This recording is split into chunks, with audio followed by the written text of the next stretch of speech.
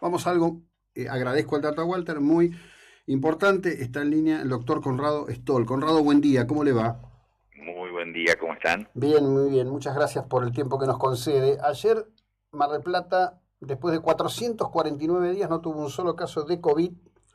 Afortunadamente no hay fallecidos y hay una persona en unidad de terapia intensiva por COVID sin asistencia mecánico-respiratoria. ¿Cuál sería la lectura o interpretación que se debe hacer cuando se supone que estaríamos en el pico y atravesados por la hipercontagiosa variante Delta? No, la lectura es, se apaga el brote de Gama, de Manaos, debería haber ocurrido hace 2 meses o 3 por lo menos, es decir, si el país hubiese vacunado y testeado en un rango, no digo de país de alto ingreso, pero sí como Chile o como Uruguay, habríamos cortado esta pandemia hace ya mucho tiempo y habríamos evitado muchas muertes y consecuencias de enfermedad crónica. Entonces, hay que celebrar que no haya habido casos, pero no hay que dejar de pensar que esto debería haber ocurrido antes de hacer las cosas como sabíamos que había que hacerlas, y por otro lado tampoco celebrar, porque a pesar de que las medidas se relajen o se hagan anuncios, los anuncios no tienen nada que ver con la evidencia científica, y la posibilidad de que Delta haga un brote, o sea, Delta se ha diseminado, porque no hacemos secuenciación genómica, no tenemos idea cuánto se ha diseminado, pero si se comporta como en el resto del planeta, debería ocurrir un brote, y bueno, siempre es mejor estar preparado para eso que tenerlo por sorpresa. Bien, pero lo que digo es esto. Yo evidentemente carezco de toda capacidad científica para hacer una evaluación de progresión o de distribución de nada. En este caso hablamos de la variante Delta.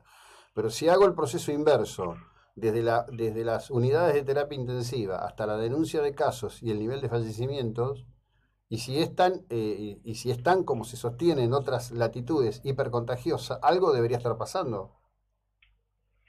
No, porque lleva un tiempo, como siempre, por supuesto, la evolución de una variante, y podemos tomar el ejemplo de los demás países en donde ocurrió. En ninguno descubrieron o detectaron Delta y en semanas tenían el brote. Estados Unidos, para tomar el caso más comentado por los números que publican permanentemente y porque todavía tienen un brote severo, casi 200.000 infectados en las últimas horas y muchos muertos. En Estados Unidos se detectó en marzo y en junio no se tenía noción de que pudiese haber un brote. Y el 4 de julio se celebró la independencia del virus. En marzo se había detectado. Fue recién en la tercera semana de julio que empezaron los casos a aumentar significativamente en cuanto a los infectados detectados. Ujú. Los casos ya habían aumentado. Ya para julio el 50-60% de los casos que tenían en Estados Unidos eran por Delta, pero no había causado un aumento en el número total de infectados. La proporción de los pocos infectados que había era 30, 40, Bien. 50%. Una vez que pasó el 50%, empezaron a aumentar los números. Entonces, realmente la evolución natural de la diseminación de la variante Delta o de cualquier variante no es que desde a los pocos días que se detecta uno tiene el brote.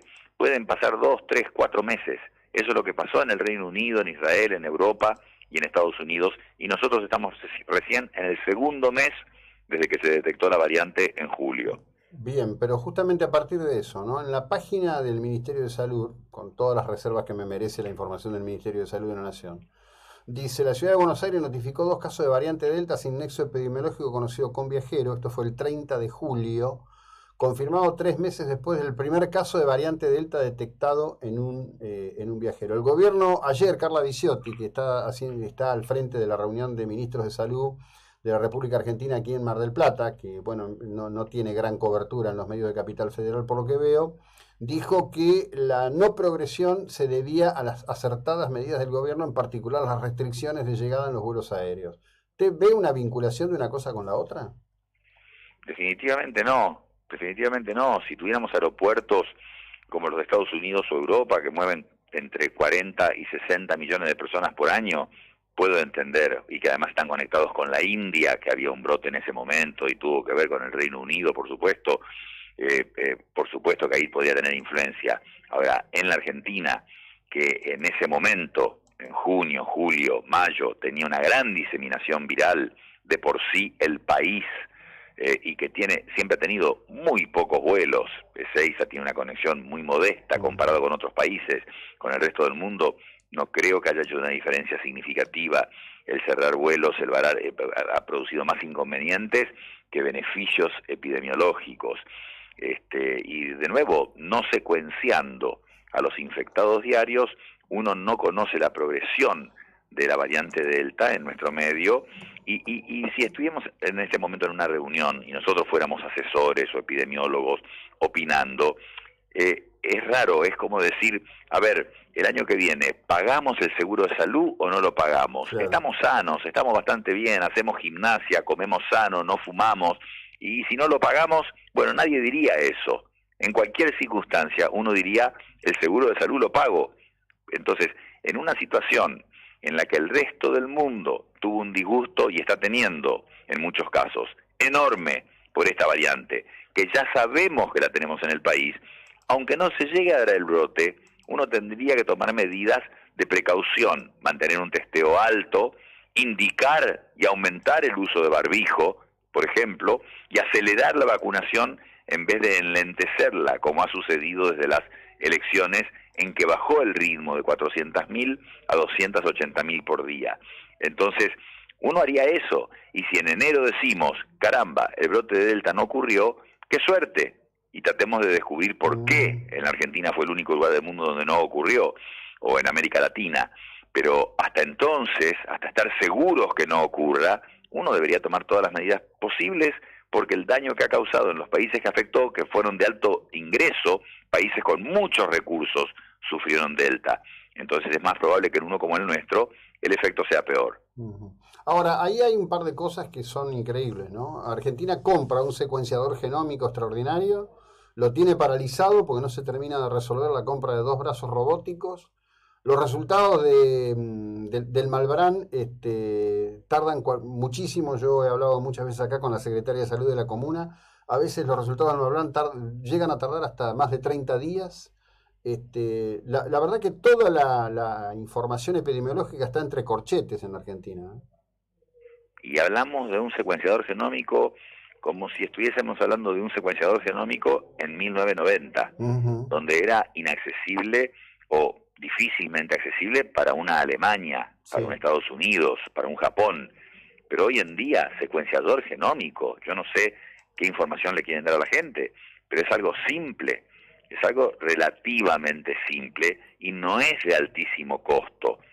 No es así, es una tecnología disponible, de un costo accesible, y de nuevo, en este caso, no estamos haciendo investigación para el CONICET para publicar trabajos científicos, estamos hablando de una pandemia, de un problema de salud público, de muertes.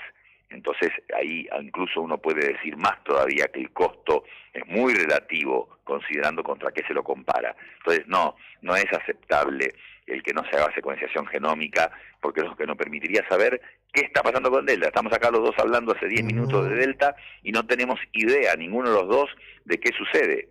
Porque si supiéramos que hoy, de las 2.000 infecciones que hubo ayer, en las últimas 24 horas, el 50% fue Delta, yo estaría muy preocupado. Ahora, si yo supiera que el 5% fue Delta, yo estaría muy tranquilo, o estaría más tranquilo.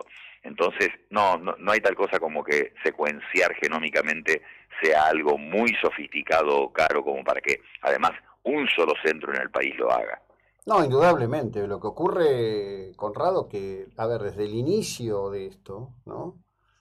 Hay personas que tuvieron distintas visiones. En lo particular, puedo decir esto con mucha tranquilidad ante esta audiencia, siempre sostuve que el gobierno había tomado decisiones en base a un criterio ideológico de control político. Y esto es la matriz de lo que usted dijo al principio. Estaríamos por menos de la mitad de los fallecidos si se hubieran hecho las cosas como se tenían que hacer, concretamente. Es interesante porque lo que dijo usted con otras palabras recién es cada mediquito con su librito. O sea, como que hubo varias opiniones, y en la ciencia, primero, no hay opiniones, hay evidencia científica. Y segundo, no hay 10 evidencias científicas, hay una sola. Entonces, no hay tal cosa como que varias personas, pueden haber matices, pero que había que testear en escala, lo sabíamos desde el principio de la pandemia, nunca se hizo. Que había que comprar la mayor cantidad de vacunas posibles que estuvieran disponibles, lo sabíamos desde julio del año pasado, cuando muchos países lo hicieron, Chile entre ellos, y nosotros no lo hicimos. Que hay que aplicarlas a la mayor velocidad posible, porque mientras más gente vacunada hay, menos se infectan, menos van al hospital, menos se mueren. También lo sabíamos, y sin embargo vacunamos mucho más lentamente que nuestros vecinos Chile y Uruguay, teniendo la posibilidad de hacer un despliegue logístico y vacunar más rápido y evitar muertes. No era una sutileza lo que se evitaba acá. Entonces, no hay muchas teorías ni esquemas posibles. Lo que había que hacer era claro, y en este momento sigue siendo testear y vacunar rápidamente. Gracias, buena jornada, muy amable. Muy buen día. Bueno, el doctor Conrado Stoll, que